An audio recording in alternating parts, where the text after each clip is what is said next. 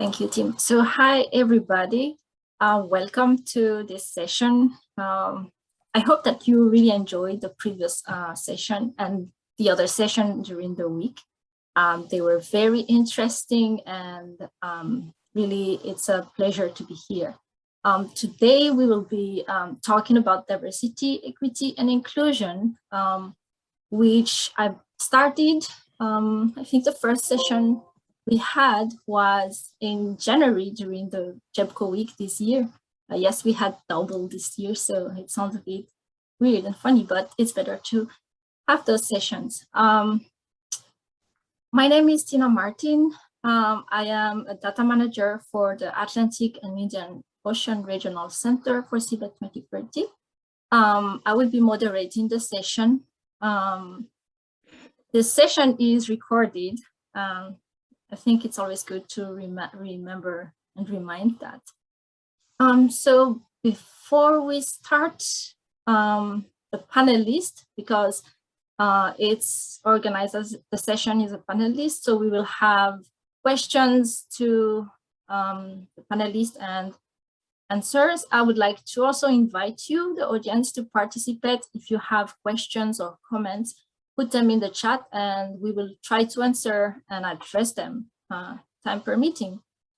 So first thing first, what is diversity, equity, and inclusion, and why do we need to talk about it? So diversity incorporates elements that make human unique from one another. And in the context of an organization or a project, it always comes along with the fact that each individual, each team member has access to the right resources to contribute to the organization's growth and find them a growth for themselves. And in another way, also inclusion means delivering a working environment where all employees are treated impartially and graciously, irrespectively of their age, experience, or position. So let's see how we had implemented that in our community. First, if we look at how the whole JEBCO and the ocean exploration and mapping started, it was led by His High Serene, it's hard to say, by the highest Serenissime Prince Albert I for Monaco. And he was leading a group of up to 10 people to tackle the task of creating the new charts of the ocean.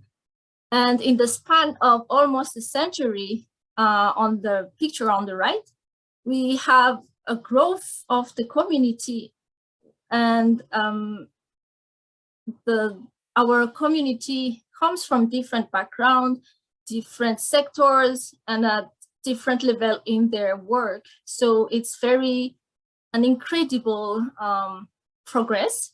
And the picture I chose here is just a subsample of our community, but this is really to illustrate how far we've come, and I'm pretty sure we will go further along with CBET 2030 project, which require an international collaboration and cooperation. And today, during the session, we have up to 400 people registered and coming back and forth in the session. So really, it's impressive, the progress in terms of diversity and the community. But also, if we look at the leadership, so these numbers, I picked them from the information on the JEBCO webpage. I kind of just followed what was done earlier in the first session. So we could have here a feel, as it's an observation. I cannot tell exactly that it is the result of our first session. I can't pretend to say that, but the numbers show an improvement of female participation in leadership. Let's say, for example, in the guiding committee, we have 30% of female. In the subcommittees, we have 50% 2% of females. So really, we can say that the context where we are right now is encouraging. So what are we going to do today is raise awareness and talk about our experience inside the community, breaking down barriers and stereotypes, and coming up with lasting solutions from our panelists and also from the audience. So that was my short introduction. I'll stop sharing my screen. And so before starting the questions, I have a few questions prepared, but as I said, please put your questions in the chat. I think we will start by introducing our panelists. So if Nicole Williams would go first, please. Thank you, Tina. So hi, everyone. My name is Nicole Williams, and I am the Director of Outreach at 500 Women Scientists. We are a nonprofit global grassroots social justice organization. I'm also the co-founder of the Black Women's Collective, which is a part of 500 Women Scientists. It's a space for Black girls and women in STEM to network and build community. Finally, I'm a marine scientist by training and have worked in both the nonprofit sector as well as in academia. And then finally, before working at 500 Women Scientists, I also ran the Brown University Science Center, where I helped to develop peer mentoring programs for both women and underrepresented students in STEM. It's great to Nicole. Okay, next in line is Marcia. The floor is yours. Thank you, Tina. Good day to everybody. My name is Marcia Rovere. I'm a research scientist at the National Research Council of Italy. I'm a marine geologist. I'm dealing with a lot of issues related to the seafloor and subsea floor, from marine geohazards to marine georesources. I would say that my career has always been in the academic sector, except for some ventures in the offshore industry, when in my early 30s, when I was unsure about my future academic career. And so I enjoyed a break of a couple of years venturing in Greenland and Iceland for pre-cable surveys. But my contribution to this panel will be basically from the academic and research center's point of view. Thank you, Marcia. I invite Victoria now to have a short introduction. Thanks. Hi, everybody. My name is Victoria Price-Doucette. I'm actually the Director of Global Supply Chain Innovation at Nike now, and I also sit as a co-chair on the Nike United DE&I Council. But I am an oceanographer by training and spent the 12 years before I joined Nike in the hydrographic industry, in academia, as well as in the commercial sector. Very happy to be here talking with everybody. Thank you. And finally, Diego, please introduce yourself. Hi, everyone. Good morning. My name is Diego Billings. I'm a senior hydrographic surveyor at the National Land Agency Surveys and Mapping Division in Jamaica. I'm a Job Corps scholar, year 16, from the Nippon Foundation Job Corps training program. Thank you. Thank you all. Really, just listening to all your backgrounds, and I'm really excited to dive into the discussion. So let's explore how you ended up where you are. How would you describe your path to where you are today? And how would you measure diversity and inclusion based on your own experience? You can take the floor. There is no order for answering. Okay, I'll go first. All right. Okay, well, my path in hydrography is, let's say, pretty crazy. I did land surveying at the University of Technology, and in my third year, we did introduction to hydrography. That's when I changed my mind from land surveying at that point to say, okay, I want to do hydrography there. So pretty much of my time that I spent doing geodetic surveys for most of my years, and until I got accepted in the Job Corps training program. So for me, in terms of diversity and inclusion, Jamaica is a pretty diverse country. So from the get-go, I had no issue in terms of inclusion and diversity. Yeah, that's pretty much it. Thank you. I'll say I started my career in the academic sector and in academia and in graduate school, and then in research at the University of New Hampshire. And I had a really positive experience. My time at UNH was wonderful, especially getting to know the JEBCO program and the students moving through that program. And then just sort of the extended network from there. And that was fantastic. And then I moved into the commercial sector, into software. And it was definitely a little bit of a rude awakening, where it was much more homogenous and very, very male dominated. And I mean, the amount of just really lewd sexual harassment that was just kind of laughed off as boys will be boys was a very common theme, including when I moved into private surveying and survey companies. So I think that was was really interesting, thinking about just how different parts of the industry can be from a diversity and inclusion standpoint, where I've come to realize that was really kind of one of the driving factors behind leaving the industry. And so it's been interesting to think about as I've since moved on as well.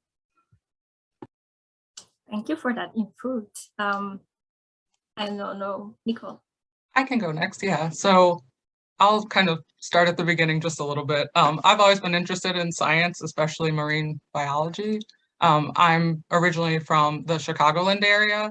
And so my first real experience in the field was I applied and was accepted into the high school Shedd Aquarium's marine biology program, which was really awesome. That was like my first look into the field. I took classes for a week at the Shedd, and then I got to go to the Bahamas to conduct research for 5 days. But I think overall it was hard pursuing a degree in marine science for many reasons, but predominantly because I feel that women of color aren't really represented in the field, and also the lack of support systems and mentoring opportunities for women. So I was trying to think of like one experience that kind of like shaped my I guess, future career. So I'll never forget the chance getting to go to the Duke Marine Lab in North Carolina for a semester to take classes and do research. And I had never done research before. You know, in undergrad, you do chemistry lab, you do biology lab, but actually doing an experiment from start to finish is completely different. And I didn't know how any of the equipment really worked. My advisor at that time was a white male professor, and he kind of just let me fend for myself. So I had to learn things on my own or ask the TAs that were in the lab at that time. I also really never had that like support system while I was there. And it's sad to say, but like I learned a lot from the experience, but I also learned that you can only depend on yourself. So, I mean, even in graduate school, I went to Hawaii Pacific University to further pursue my degree in marine science. And I was the only African-American woman in that cohort again. And I just remember like going to professors, asking them for career advice, and them just not really being helpful. You know, it wasn't that I needed like validation or reassurance at the time, but I really just wanted somebody to tell me I was doing a good job or to, pay attention. I just feel like so much pressure is put on us, especially women of color, and we hold ourselves to the highest standards. And so I think that was my kind of like diversity and inclusion journey in the field. Thank you. It's my turn.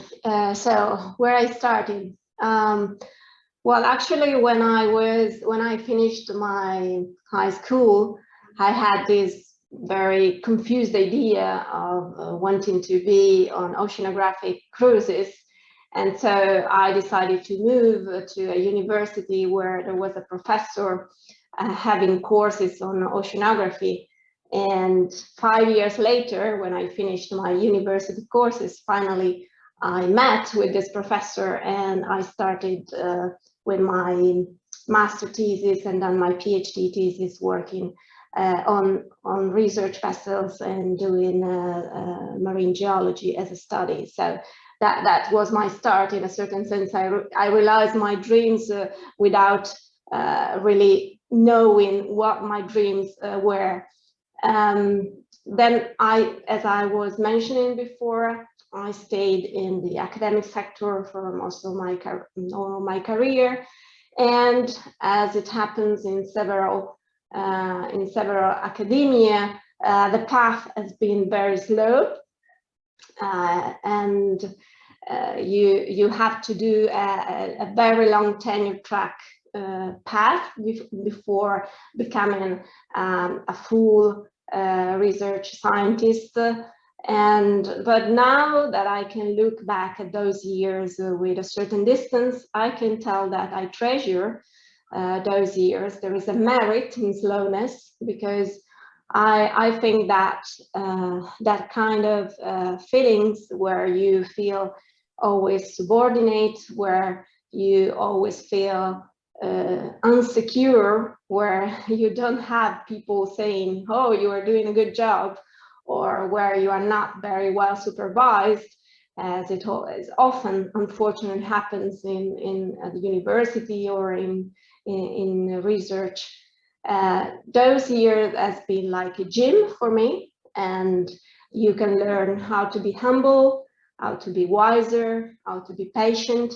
And I think that I'm now exploiting this experience into my ability to include the new generations. And I mean younger people in my research group, or younger people that I meet and that I try to advise and that I try to include. I know better what are their needs, their insecurities, and I try to provide for them a kind of different experience compared to mine. And so there's always a positive side in all the not so fortunate experience that we have in life. Thank you for that input. And actually, I'm trying to think of my own experience, and in some ways, what I hear here is to inspire and to get students or researchers involved in either exploration or mapping the work itself. We should be first aware that it's not gonna be easy. It's really tough. But now I'm thinking it's also like this is one of the reasons that stops like students to choose the path, because first there is that sense of it's very, very restricted to some, some extent. It's restricted to some people or some level of study like academically. But I'm really glad that we are talking about this today. So just to transition into really the core of our discussion, how do you feel about your workplace now where you are? How your views have changed over the years in terms of diversity and inclusion?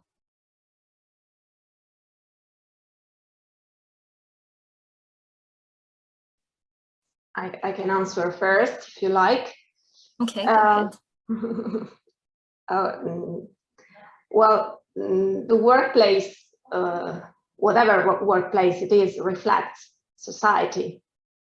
I would say that probably in the academic sector, this transfer from changes in the society into the academic sector are slower compared to other sectors. But we can see that changes are happening. We have for sure more inclusivity. We have for sure more women working in the STEM sector. We have more young students, girl students, being very passionate, that don't feel blocked by any stigma or conformism, because there is a lot of conformism in science. And so things are changing. I believe that we will not see the effects of this change for a lot of years to come, because still the issue is that the leadership positions are, in a certain sense, still occupied by a certain stereotype of figure, which is mostly male, of a certain age, and for sure white. But I'm quite happy to say that I think that in less than 10 years, we will see a big change. Thank you. Anyone else? Yeah. Go ahead, Nicole. Oh, sorry. I just wanted to add really quickly that for me personally, I think we still have a long way to go to achieve workplace diversity, especially in ocean science. I mean, I think we need to realize that even though a field is diverse, that is not good enough. Additional work needs to be done to create these safe spaces and support systems for women and underrepresented groups in ocean science to feel like they belong. Like, you could have way more, people of color in the field, but if you're not giving them the resources to succeed, then they're going to leave. So then it's like, they leave, and then that's not diverse. So how do we change this? Yeah, I think adding to that, bringing awareness to the talent drain that is really created by the current environment and current system. And I do hope that we're starting to see a cultural shift. And I think part of that cultural shift really comes from the fact that we're starting to have these conversations openly and emphatically. And the more we normalize the sort of uncomfortable parts of conversations like this, the closer we're going to get towards driving systematic change, I hope. Those are like good points to talk about and point out. I don't know if Diego has any input on that question, but. Okay, yeah, with regards to my organization, right? Just the other day, we entertained like the students from the University of Technology in terms of a hydrographic practical, right? And I was amazed that all the females wanted to do hydrography at the end of the program, none of the males, right? So I actually encouraged them as well, right? So that's really a good look for hydrography in Jamaica as well. And I said, in terms of inclusion and diversity, my organization, we are very keen on that, right? So we have a lot of females working in the office as well. So it's a pretty good ratio, and there's no discrimination and stuff. And just hearing your stories, especially Victoria's, I'm kind of saddened by what you went through. And I'm really happy for this session to actually highlight what females face in the ocean mapping society. That's great to hear that women in your region and in your department are really taking the step up. So as I mentioned at the beginning, we will answer questions from the audience, and I can see a few of them in the Q&A. So some of them are like getting, how do you say that? Like they are fitting in the few questions that I prepared. So I don't know if the panelist has one of the questions to be answered. If you feel like you want to answer it, just step up right now. I mean, we're gonna give a round for those 3 questions that we have here. The first one is from Sarah Jones Couture. What do you think are the biggest challenges that women face?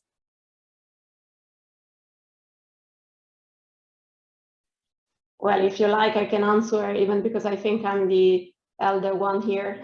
So I probably faced all the range of challenges from harassment on board a ship to discrimination to so many questions about my appearance, how I dress, how I behave.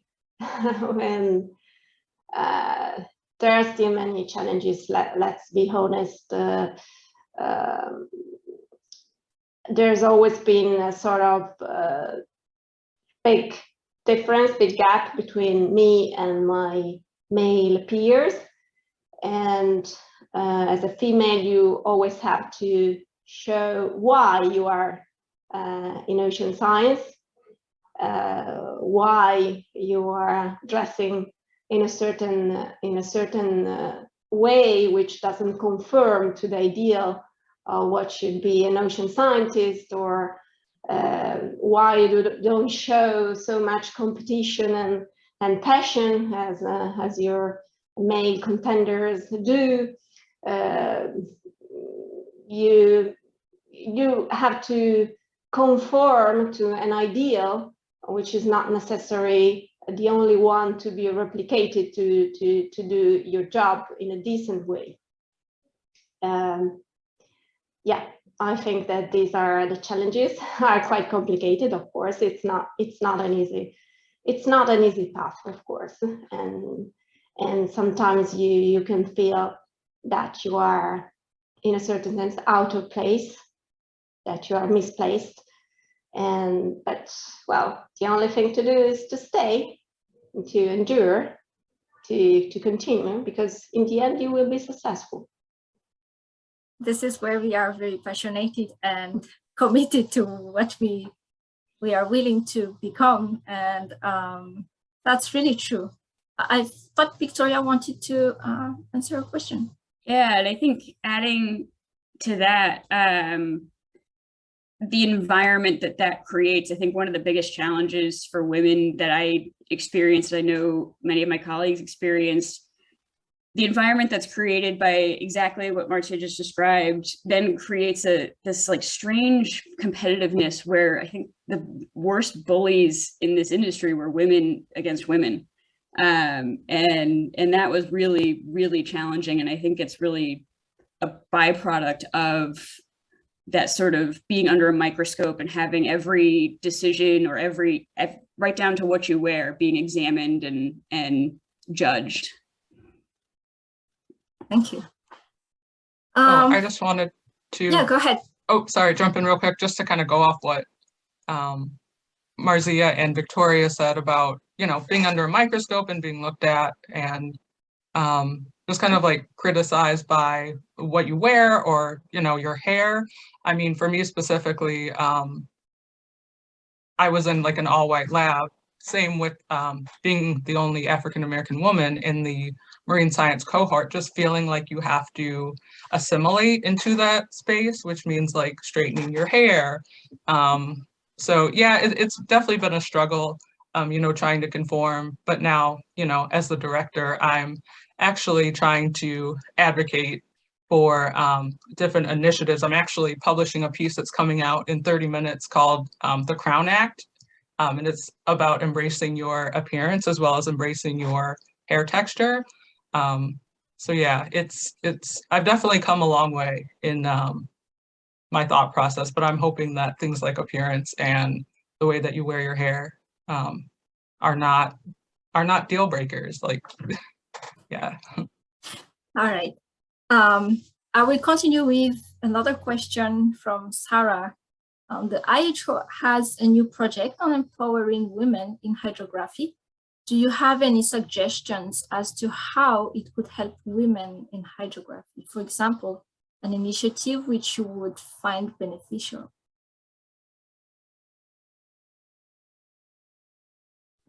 I think I can chime in, and I'll kind of touch on Juliet's question as well, which is mentorship and building out mentorship programs.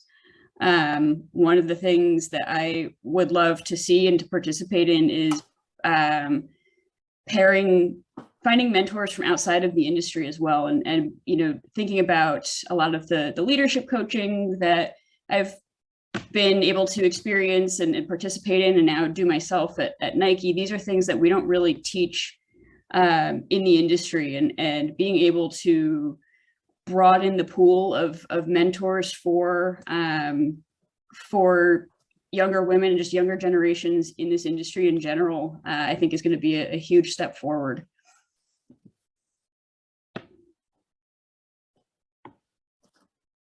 Anyone else? All right. So it's really good to see that storytelling helps actually into raising that awareness and also breaking the barriers. So I had a question about like the barriers that limit our ability to create a more diverse, inclusive community. But we kind of already talked about the challenges. I don't know if you find on other aspects, apart from, you know, the lack of mentorship or those,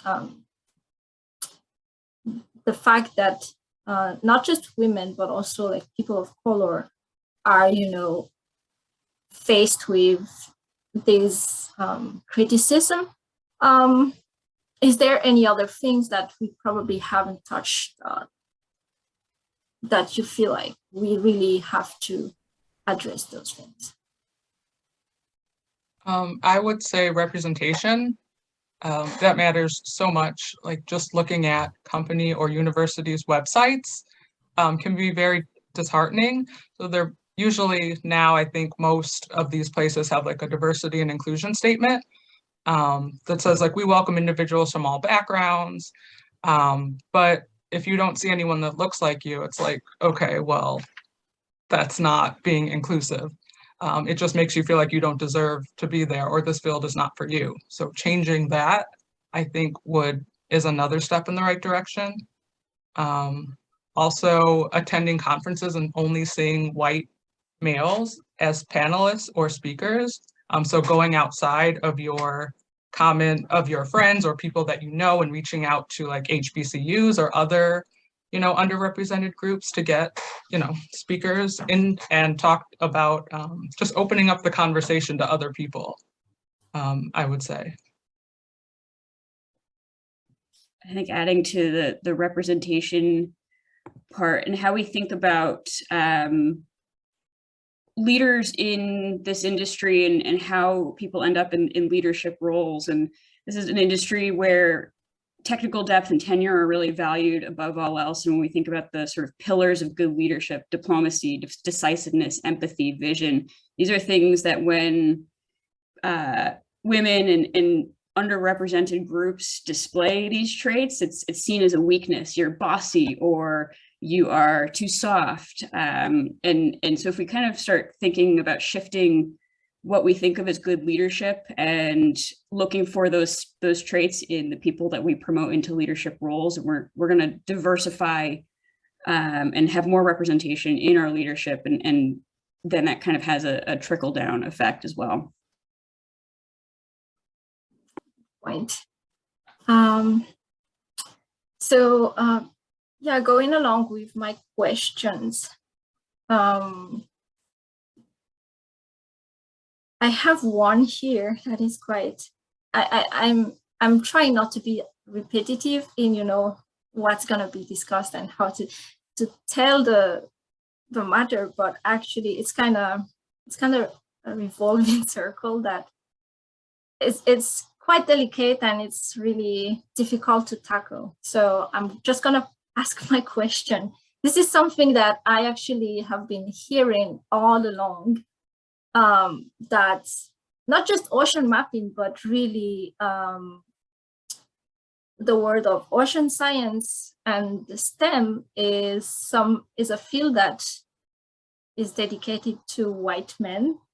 And I have the sense that it has been unstatuable, regardless of the great effort that has been, you know, carried over the years and since the start of the I would say, campaign, quoted unquoted, that about diversity, equity, and inclusion.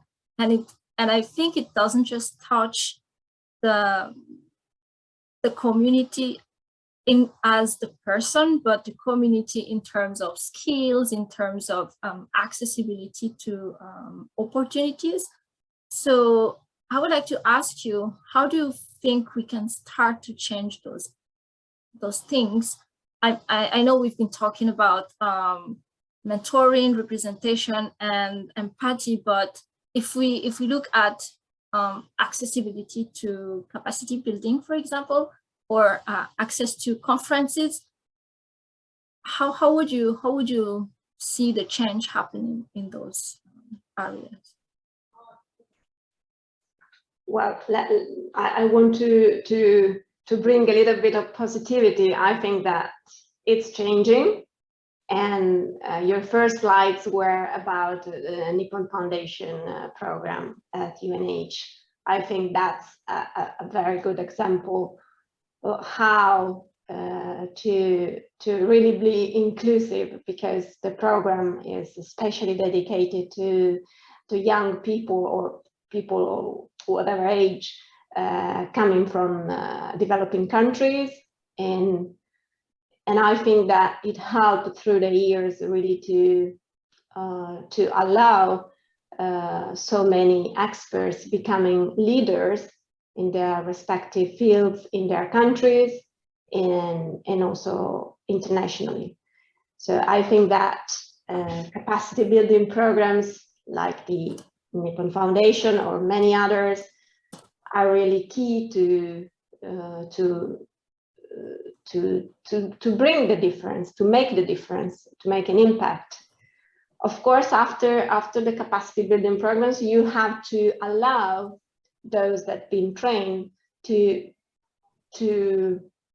increase, to upgrade into leadership position. Of course, the capacity building in itself doesn't mean that you can make a change. There must be a step further, a step forward to allow those people who have received the training to become trainers themselves and to scale up in the progression of their career. I don't see how we could make a real difference other than opening the doors to more inclusivity and to more opportunities. Thank you, Marcia. Just a quick shout out here. I will try to post the questions in the chat. I know we discussed and it's really intense and vivid, and suddenly you're lost, like, what are we talking about, especially if you just joined. So I just put in the chat the last question. So we're still on that question if anyone else have something to add to Marcia's answer. I just have just a few things to add to what Marcia said. I strongly support her with what she just said. And in terms of training, I know that the UKHO is doing a really good job in my country as well. Mr. Ian Davis as well, through the CME program.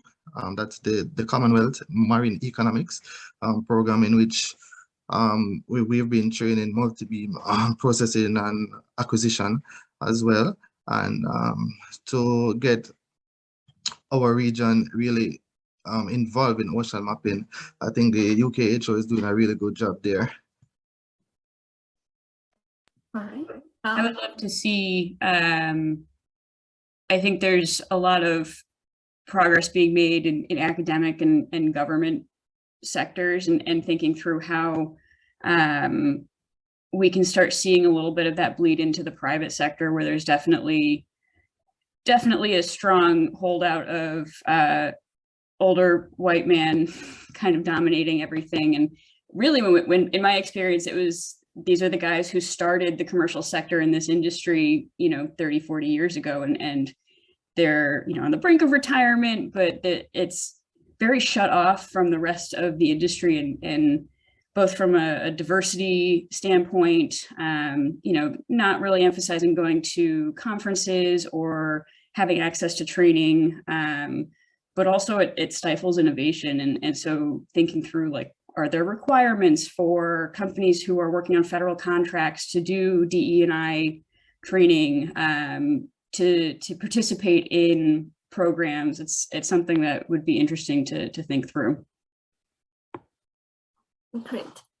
So something also that I think is quite relevant here is not just the fact that we understand that those challenges exist, but what is required from us as individuals to do, not just asking the whole system to change and to put in place solutions, but also I think it is quite important to mention that the person who has to face those inequities and the challenges because of the diversity, we have to stand for our own, and which is actually what you guys were talking about. So I would like to ask and think, like, this is going to be like a telling your own experience, but I know it's difficult for example, I would say in your workplace to stand on your own, especially when you feel like there is no support system. I would like to ask you to tell us a little bit about your own experience about advocating for a change, and if it was a success or if it was, I won't say failure, but like it needs to be done once again. I don't know if I'm clear, but I would like to ask you your experience about if you had the chance to stand up for, let's say, something that you feel like this is unfair and I need to stand up. Because I know in the community, we know it exists, but to have the balls to stand up and face it. So I would like you to share with us an experience about that, so to inspire the others that it's not impossible, you don't have to just suffer it. I can go first. So this isn't an ocean science experience, it's just science in general. So when I worked at the Science Center, I worked hard to revamp and recruit underrepresented STEM students into the mentoring program. And as part of this mentoring program, we had what was called learning teams. So they were designed specifically for underrepresented students to succeed in difficult STEM courses by having them like work together, having them, discuss the questions and mostly focus on just encouraging students to learn from each other while doing the homework. And so when I kind of started revamping it, we saw a recruitment of 50%. So it was going really well, and all the students were, loving the new learning teams. And so it just kind of shocked me because the program was going to be cut. And so, I spent a lot of time like developing presentations and trying to speak my piece about it. But at the end of the day, it was cut because it was viewed as being too similar to tutoring. And it's like, there are some overlaps, but this is specifically for underrepresented students. And so I think a lot of the administration was just like, oh, we don't see why this is beneficial. So that was something that I decided to speak up on and was rejected. But did you give up after that? Like, how did you face it? I mean, how did you take the situation? So I think I had been fighting for a long time. And so this was the first time that I was like, okay, I'm going to like speak to different people about it and do different presentations and get student, input. But like I said, just nobody cared at the end of the day. So super disheartening, but I felt like I knew I had made a difference. And so I still focused on my mentoring programs. But I don't know, at some point, I realized that I had to move on. All right, I see. All right. Anyone else?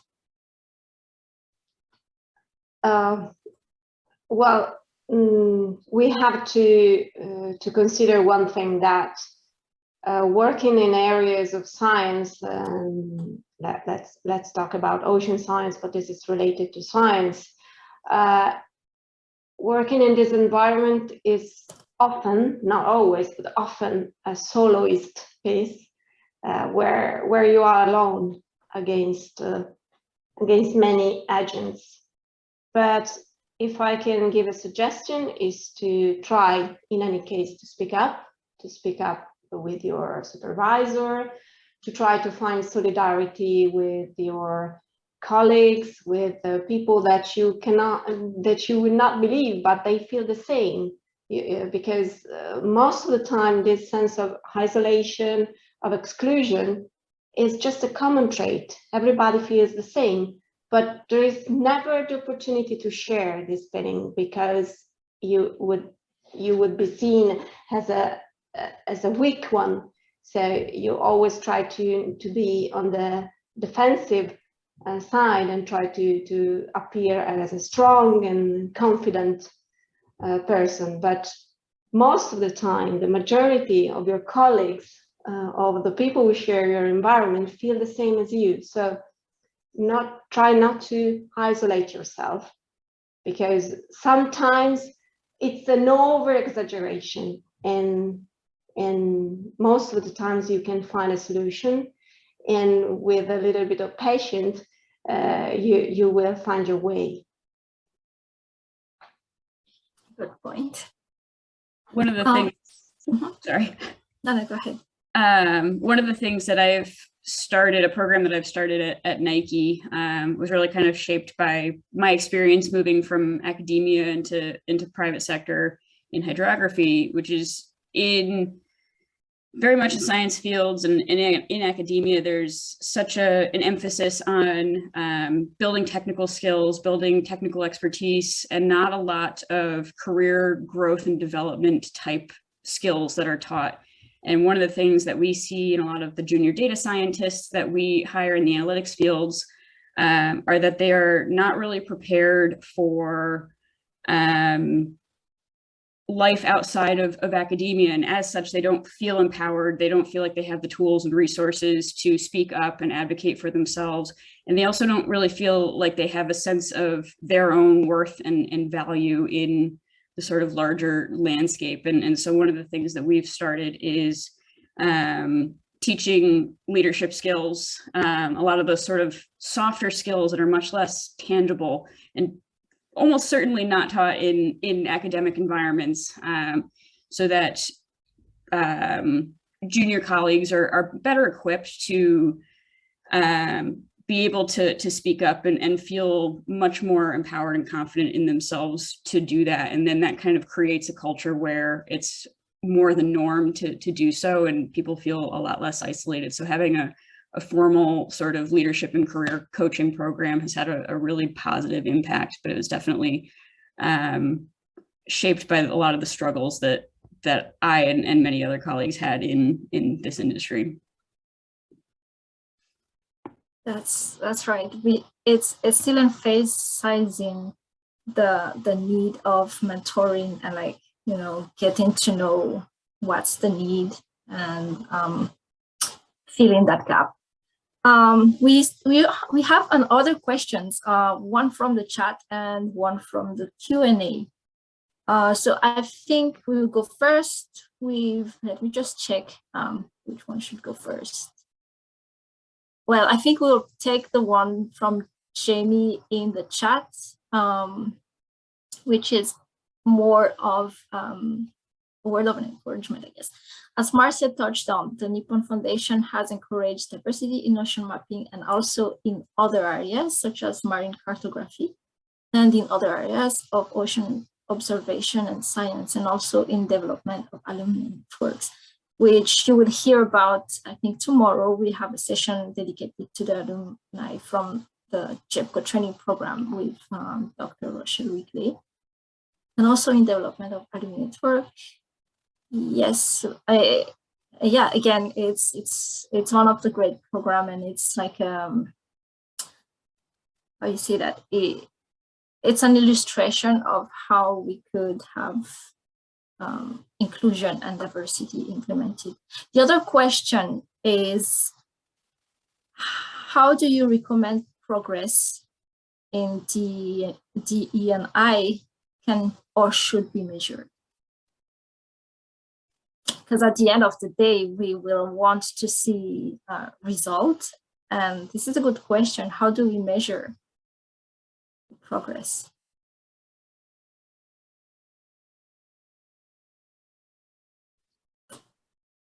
I beg your pardon. What exactly stands for DE&I? Diversity, equity, and inclusion. Ah, sorry. Okay. That's fine. So yeah, how would you think, how should we measure? I think this is like a brainstorming session right now. I think it's an interesting question that in a wildly different industry we're also kind of grappling with, and how do you measure beyond just static percentages of representation at different levels, and looking at attrition rates, looking at things like time to promotion, or the time between sort of career levels, career progression for employees, looking at leaders, the attrition rates of their teams, or really, are we able to retain the talent that we're hiring, and are we progressing their careers and supporting them in a way that enables them to move forward, and thinking through measuring those sort of career life cycle metrics, rather than just our leadership is X% male, X% female, X% different ethnicities, is a little bit of the way the different industries are moving towards. But I think it's one that is really hard to put like, how do you measure it effectively, is kind of an ongoing question. Yeah, all right. Anyone else wants to add to that? Okay. Well, I can give you just a funny detail. In Italy, there is an expression which I do not particularly like, but I will translate literally.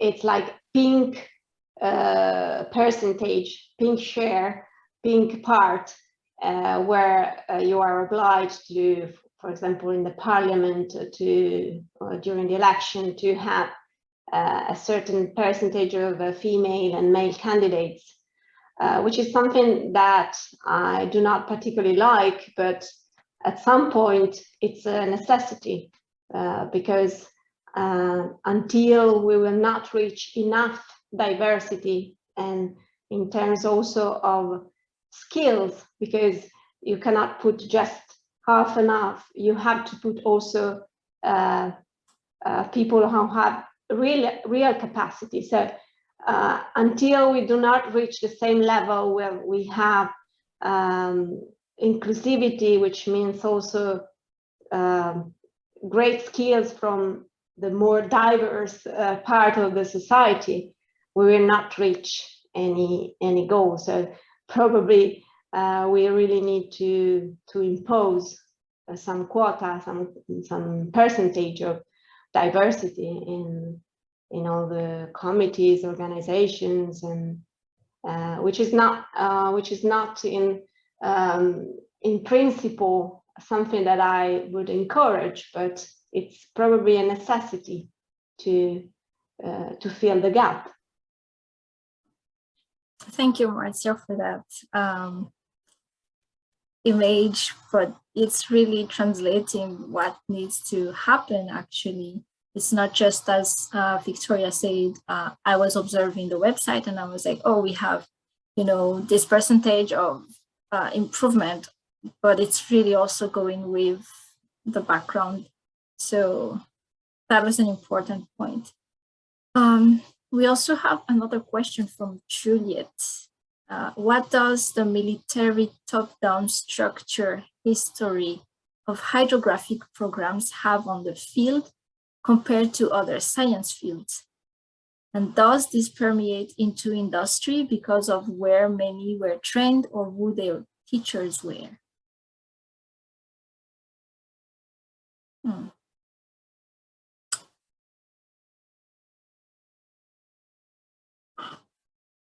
It looks like a tough one. Personally, I can't really give a take on that one. Me either. I don't have specific clues, of course, on the military field, but there is a footprint, of course, coming from that. We cannot neglect that. Okay, we're sorry, Juliet. We were not able to give you like a prompt answer, but if I understand your question, and if because we don't have the military experience on our panelists, but like if you translate it into just the overall ocean exploration and mapping field, do you mean that what do we have? I mean, how do we actually say? Really, I'm really trying, but I have a sense of it. Your question would probably measure the impact of certain training and I think I understand the question, and I think part of the challenge is it's one of those things that's really hard to it's kind of intangible, and it's one of those things that like you have a sense that it's there, but it's really hard to say is one a product of the other or vice versa, and it's hard to I can't really speak for other science fields, but I do I understand the sentiment, and it's like I said, it's just really hard to. I've been sitting here thinking about, is that a direct result or not? I don't know. It's very thought-provoking. I see. We have someone from the audience who could give us some clarity and answer. I would just post the question in the chat. Sorry, there you go.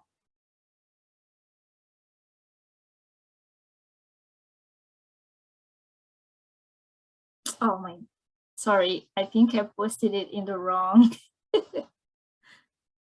There you go, my bad. And if you want to answer live, I think we can find a way to give you the mic.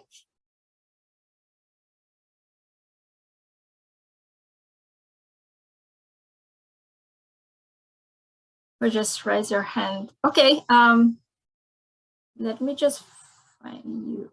I think you can unmute yourself and answer the question. Thank you for that.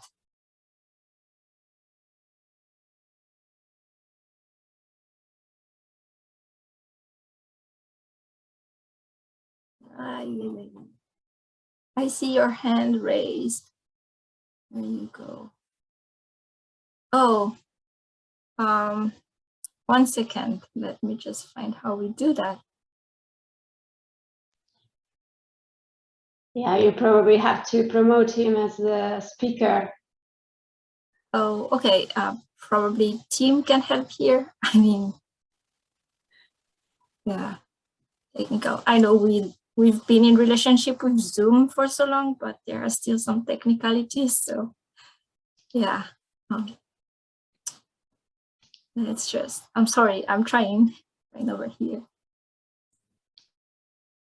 Okay. Good evening. Are you able to hear me? Yes, go ahead. Yeah, I'm speaking from Abu Dhabi. I'm a naval hydrographer. This is the 25th year of my work in the industry. And the question is, it asks about what does the military top-down structure or history of hydrographic programs have on the field compared to other science fields?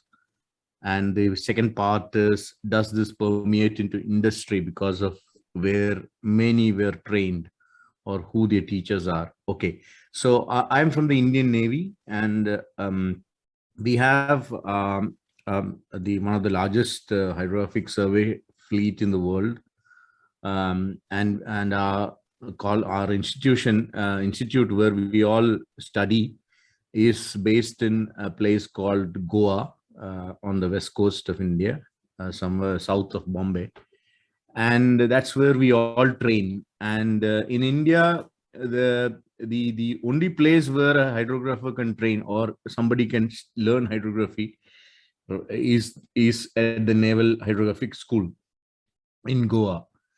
And our teachers are our own seniors. When I say seniors, like I did my basic hydrography course, which was a 6-month course way back in 97, 98. And after that, I had to do a time on ships, where I worked as an assistant hydrographer. And then I had the opportunity to become a senior hydrographic surveyor even before I did my specialization. My specialization came a bit too late for several reasons.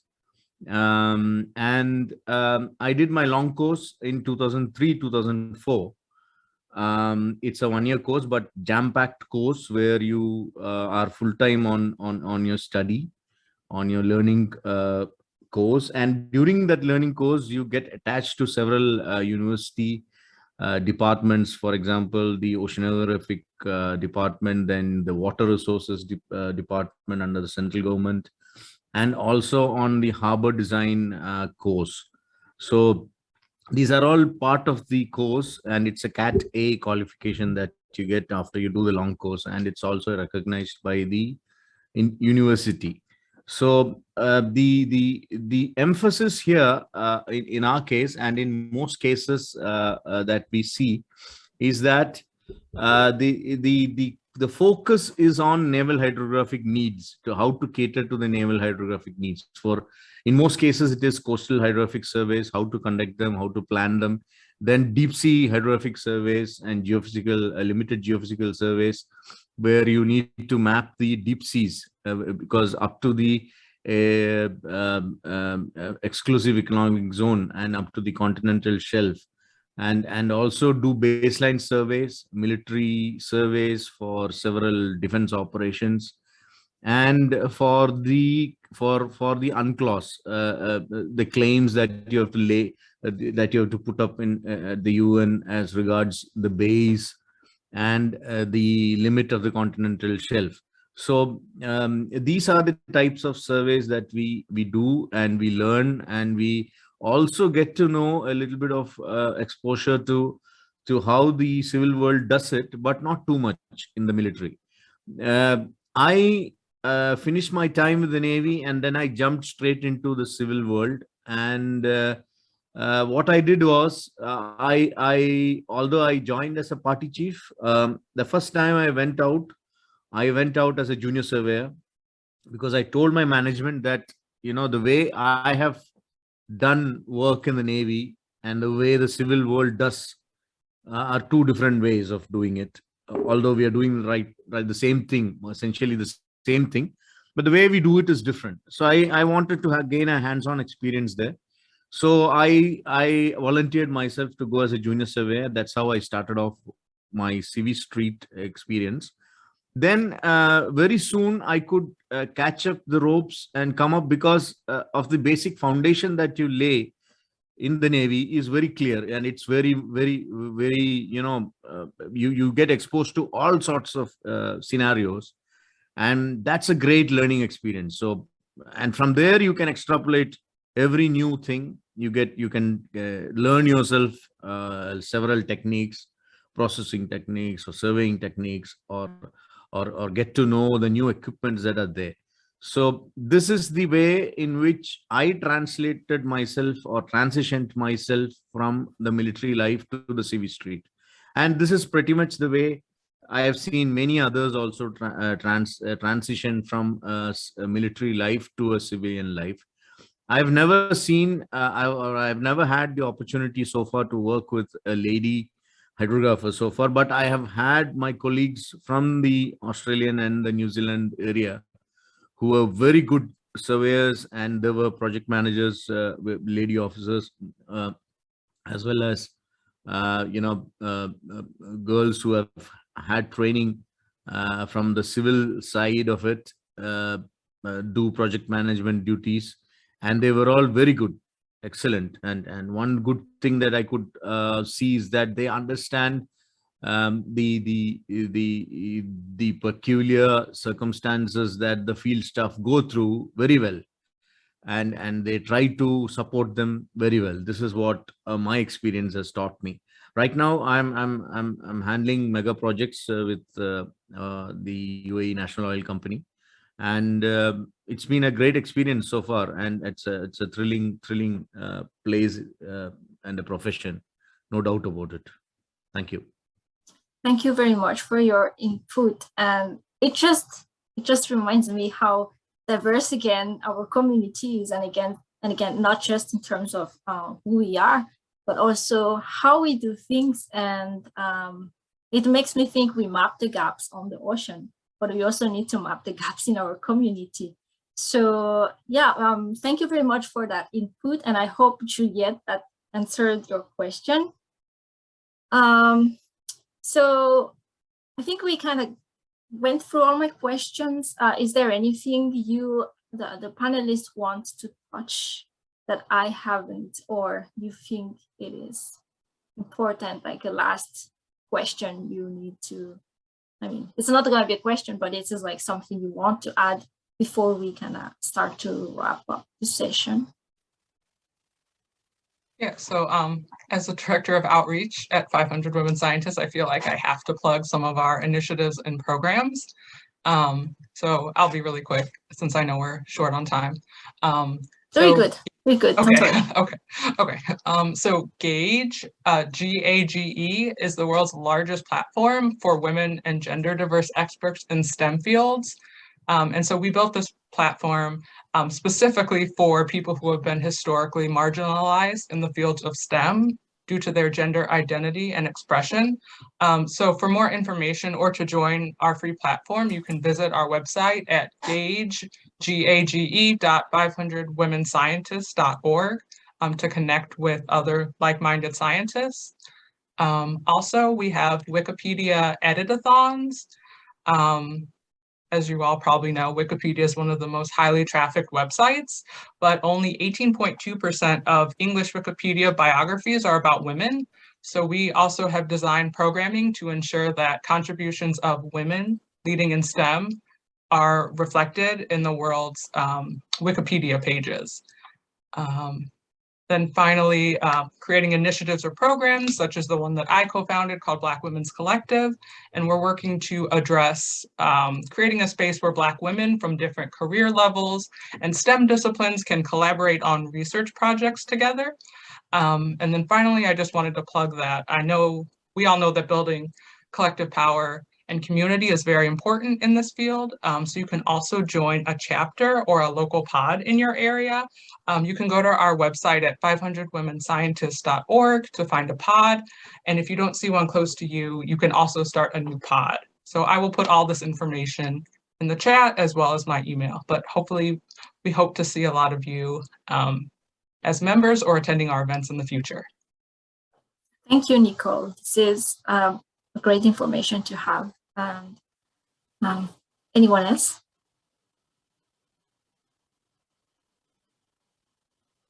Okay, so feels like we did a round of the questions, and I want to thank the panelists to have shared their experience and their thoughts and the solutions that they find that could, improve our progress in applying diversity, equity, and inclusion in our community. And I would thank the audience for the great questions and the great inputs. So on that, I guess go ahead, Diego. Okay, thank you. what I want to say in terms of, I deliberately did not say anything about the gaps in terms of equity, diversity, and inclusion, because I'm saving that for tomorrow session, right? Because map the gaps, the team, Tama, Roxy, everyone at the helm is actually playing a great role in terms of inclusion and equity and diversity. So I'm saving that for tomorrow's session, basically. Thank you. Right. Thank you. That's another reason to come tomorrow then. So yeah, if Marcia, Victoria, anything else? Or a last message? I don't know. Just thank you for this opportunity. Right. Okay, so that's gonna be all for us today. Thank you again for coming to the session, asking great questions, and we'll see you in the next sessions. All right, bye. Bye.